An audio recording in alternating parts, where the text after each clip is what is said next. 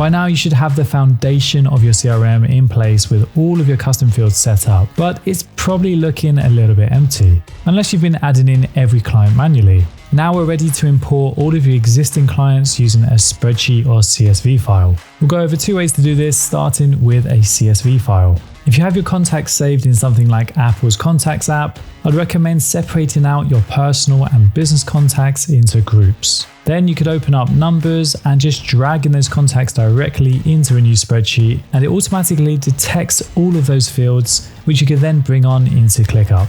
If you're coming from our client tracker, it's even better as you have a lot more information that you've captured for each client that could go directly into ClickUp. If you're using the Excel version, you're all set. If you're using the Numbers version of the client tracker, it's best to go to File, Export, and export this as a CSV or Excel file.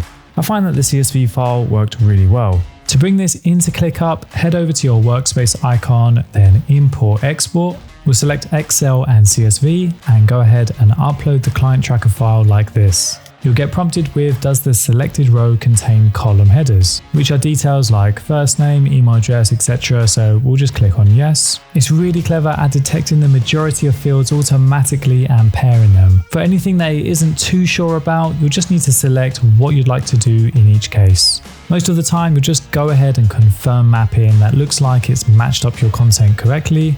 Or you could ignore this column if you don't want to bring in that specific data. When it's unable to automatically match, you could either point it to the correct field that you've set up, or you can create a new custom field in this view. And once that's all done, you can click on Review, then choose to see any rows that were missed out that have any problems to repair them. Once you're all set, you can choose which space you want to import them to. This will be the one that you set up for your company earlier.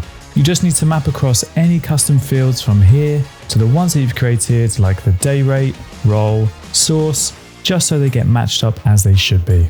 It usually takes a few minutes for a small list, and you'll receive an email once it's all processed, and then we'll see something like this. Now we'll just do some housekeeping. If you don't have an existing CRM set up in ClickUp, then you're all set. If you're combining this with an existing CRM that we set up together, then it's easy to do this, and I'll show you a couple of cool features along the way. In the list view, if you hover your mouse over a task, you can select them individually here, or if you want to hover over the list name, you can use the select all icon, and then the bulk action toolbar appears. This is where you could do a number of things, like change the status of multiple clients from inquiries to one, for example. But in this case, we want to move all of these clients from here into our existing CRM.